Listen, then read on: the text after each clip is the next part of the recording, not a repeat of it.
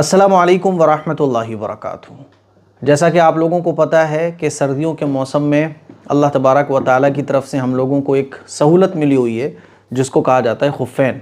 इसके बारे में मैंने कल की वीडियो में बताया था कि खुफ़ैन हमारे लिए सहूलत की चीज़ कैसे है, क्योंकि खुफ़ैन जब हम पहन लेते हैं तो हमें शरीयत ने ये सहूलत दी है, आसानी दी है कि हम जब वज़ू करेंगे तो फिर हमें पैर धोने की ज़रूरत नहीं है, बल्कि हम इसके ऊपर मसा कर सकते हैं।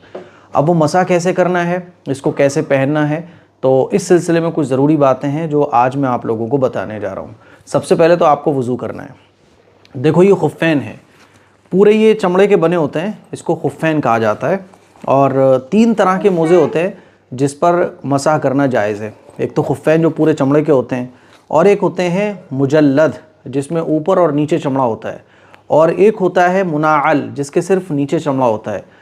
तो आजकल ये तीनों तो मैं इल्म के लिए बता रहा हूँ, इन तीनों पर जो है ना मसा करना जायज़ है। आम तौर पे मार्केट में आपको यही मिलेंगे, ठीक है। लेकिन जो लोग ये समझते हैं कि कपड़े के जो मोज़े होते हैं उन पर भी मसा जायज़ है, तो ऐसा नहीं है।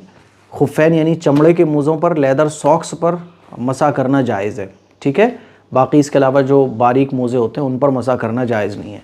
आप इसको नॉर्मल किसी भी मार्केट से ले सकते हैं, और अगर आप इसको ऑनलाइन परचेज़ करना चाहते हैं तो मैं आपको नंबर दे दे रहा हूँ। आप लोग अपने साइज़ के हिसाब से इस नंबर पर कॉल करके रेट वगैरह मालूम कर लीजिएगा। ये हमारे ही शहर की एक शॉप है जहाँ पर मिल जाते हैं, तो नॉर्मल ये मिल जाएंगे अलग अलग रेट पर। अब डिलीवरी चार्ज बढ़ जाएगा तो मैं कुछ कह नहीं सकता हूँ।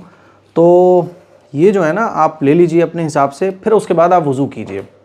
जब आपने वज़ू कर लिया, वज़ू करने के बाद अब आपको सबसे पहले पैर में ये पहनना है, इस तरह के मोज़े पहनना है। इस तरह के मोज़े पहनने के बाद फिर आप इसको पहन लेंगे। देखो भाई मैं पहन के बता रहा हूँ, इसको आप पहन लेंगे। बहुत दिन हो गए रखे हुए तो इसीलिए थोड़ा सा ये, अब ये हमने पहन लिए, देखो ठीक है। इसको हमने पहन लिया। ख़वातीन भी पहन सकती हैं, ख़वातीन के लिए भी यही मसला है। देखो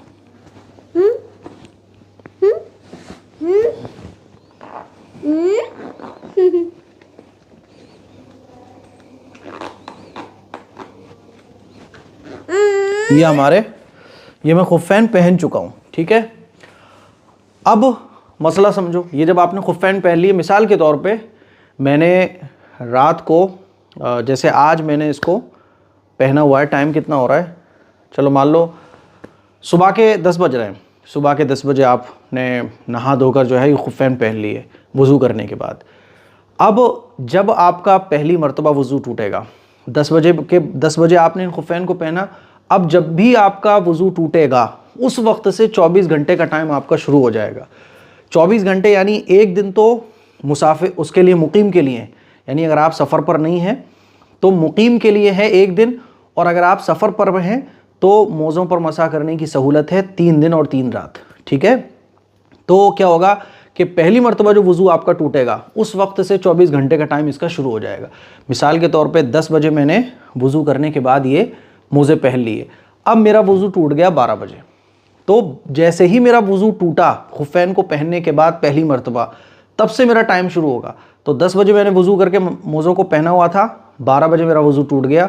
अब जब मैं वज़ू करूँगा, जब वज़ू टूटा तब से लेकर मेरे 24 घंटे शुरू हो जाएंगे। तो 12 बजे मेरा वज़ू टूटा, तो अब अगले दिन 12 बजे तक मैं इन मोज़ों पर जब भी वज़ू करूँगा तो मैं मसा कर सकता हूँ। क्लियर है। और मुसाफिर के लिए क्या है, मान लीजिए आप सफ़र पर हैं तो 3 दिन और 3 रात, ठीक है। अब मैं वज़ू करने जा रहा हूँ, मेरा वज़ू टूट गया और मैंने वज़ू करने के बाद इन मोज़ों को पहना हुआ था। अब मेरा वज़ू टूट गया तो मैं वज़ू करूँगा, वज़ू करने के बाद मैं इन मोज़ों पर मसा करूँगा। वो मसा मुझे कैसे करना है वो आप समझो। मिसाल के तौर पे मैंने वज़ू मुकम्मल कर लिया है ना। वज़ू मुकम्मल करने के बाद अब पैरों की बारी है, तो मुझे पैरों को धोने की बिल्कुल ज़रूरत नहीं है। मैं क्या करूँगा, ये मेरा गीला हाथ, और गीला हाथ लेने के बाद मुझे फिर इस पे ऐसे करना है, यूँ, ये हो गया मेरा मसा, ठीक है। फिर दोबारा गीला हाथ लेने के बाद ये मेरा मसा, ठीक। तो इस तरह से मसा हो जाएगा। ये पूरा तरीका है। देखिए आप ऐसे रखें और ऐसे 3 उंगली ऐसे अगर घुमा लें, पूरा 4-5 उंगली ऐसे रखें, बल्कि आप यूँ रख लो, पूरा हाथ रख दो इसके ऊपर आगे, और ऐसे मसा हो गया। बस नीचे ऊपर करने की ज़रूरत, नीचे पूरे पैर पर करने की ज़रूरत नहीं है, सिर्फ यहाँ पर ऐसे आप करेंगे तो मसा हो जाएगा। तो जब भी आपका वज़ू टूटेगा, पहली मरतबा जब टूटा तो 24 घंटे की टाइमिंग शुरू हो गई आपकी।